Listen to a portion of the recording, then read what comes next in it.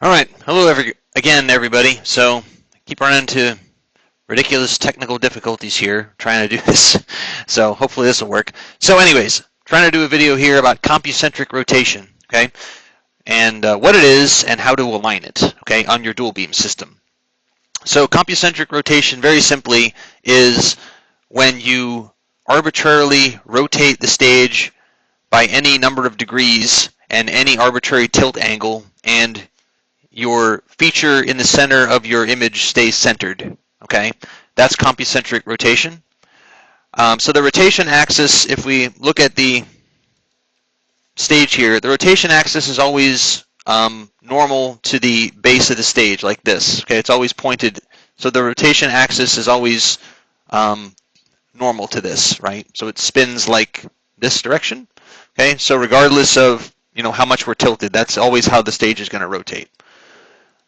So in order to do this, we need to have, if we look here at this is the top-down image of the stage, of the multi-purpose holder. So I've got a stub loaded in the middle with a molybdenum lift-out grid on it. You need something loaded in the center that's at least somewhat recognizable. You can see I've got other stuff in here, including a row bar holder, and this isn't really a problem as long as these are all flat.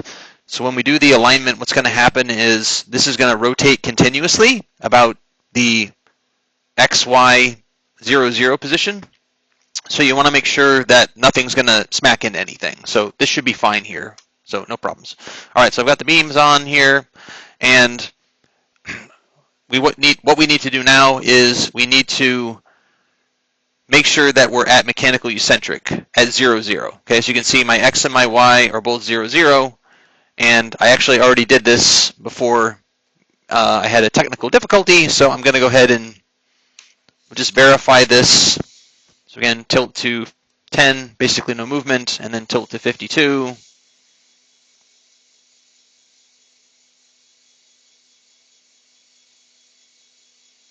Okay, and then basically no movement. And then we'll go back. So as far as doing this alignment, how often should you do it? If you change stage attachments, I would definitely do it again. But even if you don't, this alignment tends to, not stay good forever. So, do it periodically, especially if you're planning on doing a lot of compucentric rotation and you notice that it doesn't seem to be as accurate as it was over time, then I would, do this again. So, I mean, it's very easy to do. The only issue is you just have to put something in the center, and you have to make sure that when it does the continuous rotation that nothing's going to smack into anything, okay? But this is good right now. So we're going to go now to the alignments panel, stages, stage alignments. You want to select stage rotation center and then run selection, okay? So then you have two options here.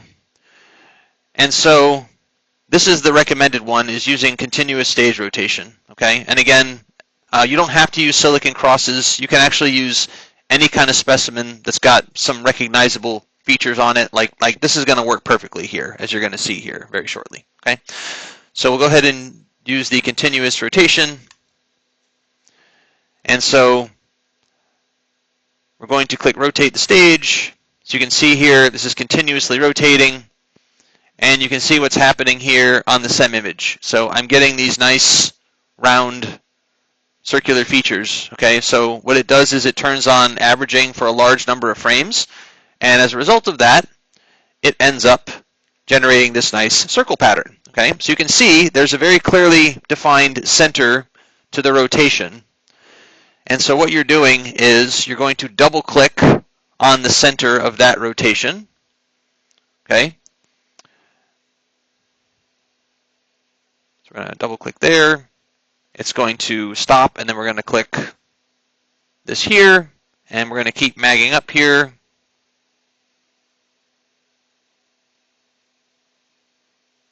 Okay, so this looks pretty good already. I mean, it's already pretty close here. Like, I feel like I'm splitting hairs. It should be within 2 microns of the center of the field of view, which we're probably at now. So it says to go up to 5000x. Okay, so we might be able to, yeah, this is really pretty close here. So, I mean, definitely splitting hairs here. Definitely within 2 microns of the middle. So that's all there is. Now, actually, I can throw this off for you so you can see what this looks like if it's not done properly. Okay. So let's see. Okay, so you can see right now the center of rotation is off from the center. Okay. So if it's doing this, then you definitely know you need to fix this. Okay. Okay. Rotate stage. Again, you can do this with the silicon crosses. You can do this with the tin spheres. You can do this with pretty much anything that's got, recognizable features on it. I'll go ahead and move that. We'll do one more rotation here. But that looks pretty good right there. Okay? All right. And that is it. Okay? Save new results and finish. And that is how you do align the compucentric rotation. So now, if we wanted to, for instance, test this out, we can find, say, a specimen on here, and we can check it. So I've saved some locations on here where I extracted a lamella. It's generally a good idea when you're doing compucentric rotation to have enable safe stage moves checked, especially if you have like large differentials in height or you're tilted. So let's go to this sample here, the silicon _ films.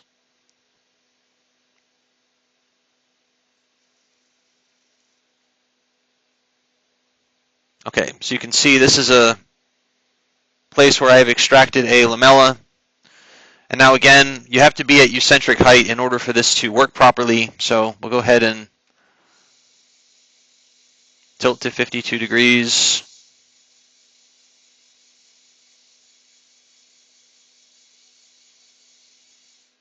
Okay, we'll make a little adjustment here. This is pretty close though.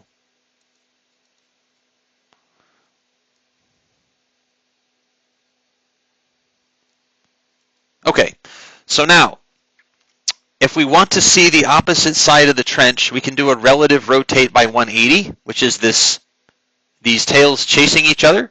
Otherwise, if you want to rotate by an arbitrary amount, make sure you have compucentric rotation checked here. I'm in the navigation module, and you can change this to relative. Okay, so if we wanted to do a relative rotate by 90 degrees, okay, we'll see how well our alignment works here.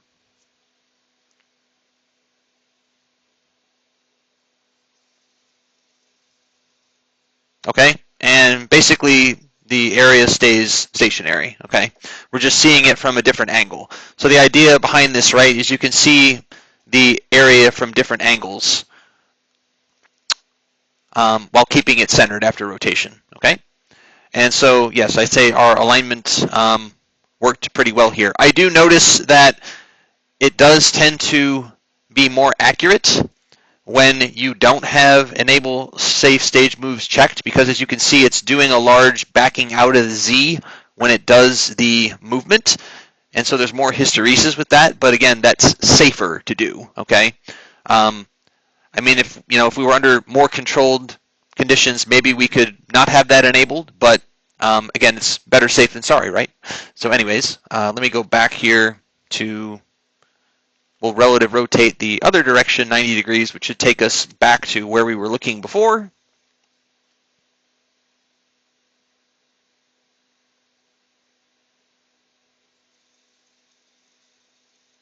Okay, and there we are. So, anyways, that is Compucentric Rotation 101, what it is, and how to align it on your dual beam system. Hope you found that useful. Thank you.